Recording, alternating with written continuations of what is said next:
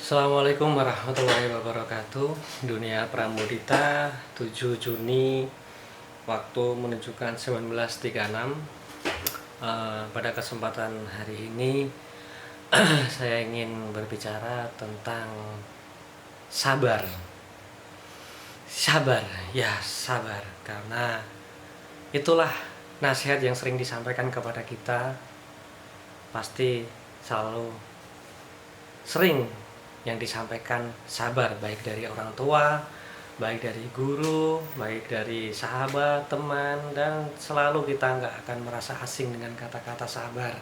Namun demikian, pada saat kita menerima nasihat sabar itu mungkin belum terlalu masuk ke dalam jiwa, hanya sebatas pemahaman sabar itu apa begitu. Tapi benar-benar kurang merasa gitu loh.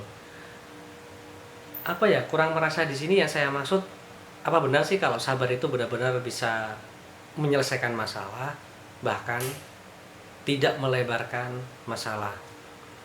Nah, kalaupun saat itu kita menerima nasihat sabar, ya kita sekedar bisa sabar gitu aja loh, tapi gak bisa memaknai yang dalam gitu. Nah, dan pada beberapa bulan ini saya mencoba untuk memahami sabar gitu, dan berusaha untuk saya kondisikan sungguh-sungguh pada diri saya. Walaupun, mohon maaf, walaupun memang dari dulu saya terbiasa sabar. Ya, termasuk kategori orang yang sabar. Ya, itu menurutku, gak tahu menurut orang lain. Nah, tapi semakin lambat laun kemudian saya coba untuk memahaminya dengan dalam, sambil mengaitkan beberapa cerita hidup yang saya alami, kemudian mengamati, mendengarkan dari orang lain, mengamati kisah orang lain dan sebagainya. Wah, bener emang sabar itu satu kata tapi benar-benar berdampak positif bagi hidup kita.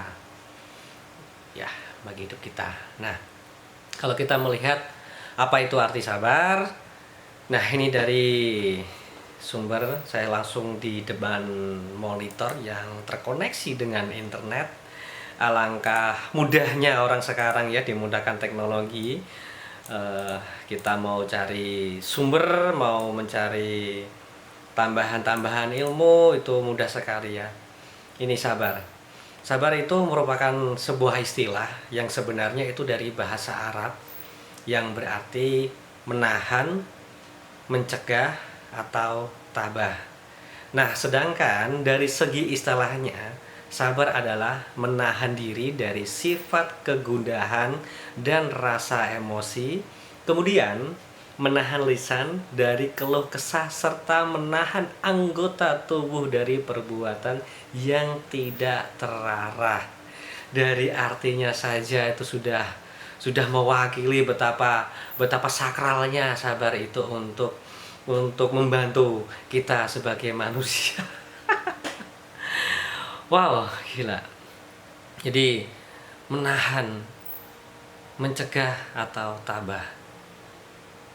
Terus kemudian menahan diri dari sifat kegundahan dan rasa emosi, kemudian menahan lisan dari keluh kesah, serta menahan anggota tubuh dari perbuatan yang tidak terarah. Gimana ya, saya langsung aja ke contoh yang beberapa hari ini saya alami. Jadi begini, saya itu bekerja di tempat yang berhubungan dengan banyak orang. Kerja berhubungan dengan banyak orang, tentu kita akan mengalami berbagai hal, kadang yang menguras emosi, pikiran, tenaga, waktu. Belum lagi mungkin kita akan bersinggungan dengan orang lain. Belum lagi orang lain akan melakukan penilaian kepada diri kita sendiri yang belum tentu penilaian itu kita terima dengan ikhlas, kita terima dengan sabar, belum tentu kan. Bahkan penilaian orang kepada kita malah memunculkan emosi, di dalam diri kita sendiri. Nah, kalau yang saya alami beberapa bulan ini justru malah bukan dari penilaian orang lain kepada saya, karena bagi saya sudah damai lah dengan penilaian orang lain kepada saya, udah lama damai lah dengan penilaian. Saya udah istilahnya gimana ya damai itu. Mau orang menilai apapun kepada saya, asalkan penilaian itu menurut saya tidak benar sesuai fakta yang saya jalani, atau penilaian itu hanya sekedar dari data yang masih abu-abu, atau dari kesimpulan sesaat itu secara auto seperti punya sistem dalam tubuh saya, langsung saya tolak. Tapi kalau penilaian itu bersifat kritik dan saran berdasarkan realita yang relevan saat itu dan memang benar-benar positif, secara auto juga dalam pikiran saya akan menerima itu dengan positif. Nah, itulah kenapa saya udah lama sekali nggak mempermasalahkan penilaian atau omongan-omongan orang di belakang saya itu. Udah nggak ngaruh gitu loh, nggak sampai membuat saya pusing itu, nggak. Nah, terus kemudian yang saya maksud di sini itu saya mengamati beberapa orang. Nah, dari hasil pengamatan itu saya berpikir kok bisa gitu loh. Nah, itu istilah seperti itu. Kok bisa seperti itu gitu loh. Kok kenapa bisa melakukan hal itu, terus kenapa kayak nggak ada masalah, atau kok begitu mudahnya. Nah, hal istilah seperti itulah yang terkadang memicu saya ingin menulis status di WhatsApp, mungkin sebagai pelampiasan kekesalan saya. Tapi beberapa bulan, setiap kali saya mau menulis status WhatsApp, kalau ada kaitannya dengan kekesalan, saya tahan, saya coba untuk tahan. Nah, cara saya menahan itu adalah saya tulis, namun saya inbox, saya catat di inbox, saya save lah istilahnya seperti itu. Nah, terus kemudian saya tahan. Nah, setelah tersimpan begitu beberapa jam, ternyata gini, beruntung tidak saya tulis di status, tidak saya share kata-kata saya itu. Karena apa? Ternyata tuh gini, ternyata nggak ada masalah gitu loh, ternyata nggak ada apa-apa gitu loh. Justru kalau saya tulis jadikan status, malah justru akan menimbulkan masalah-masalah yang baru, malah membuat kita semakin berat gitu loh. Nah, itu dari satu contoh. Kemudian beberapa kasus-kasus yang lain saya juga menerapkan hal sama, berusaha untuk menahan rasa emosi, berusaha menerapkan sabar. Dan ternyata setelah kita terbiasa sabar secara benar, kita itu kalau melihat sesuatu itu nggak mudah kaget gitu loh, nggak mudah panik. Oh, ternyata seperti itu ya. Nah, dan jadi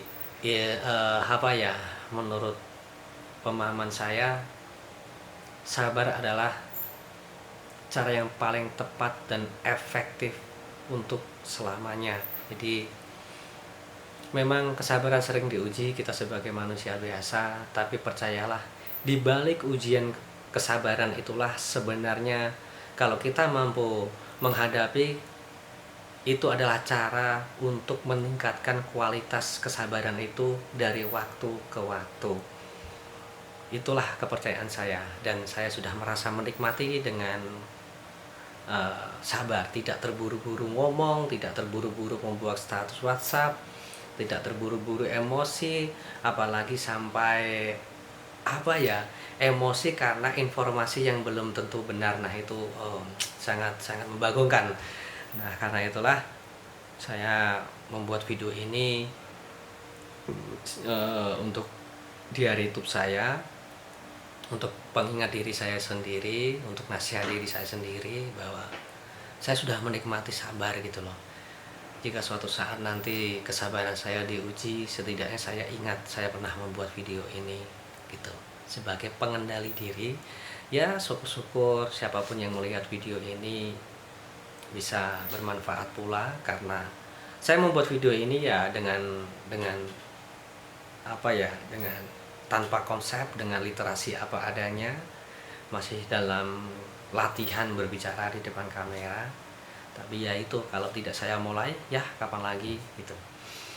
Itulah yang ingin saya sampaikan di dunia pramudita tentang sabar adalah solusi pencegahan untuk selama-lamanya. Assalamualaikum warahmatullahi wabarakatuh. Mohon maaf.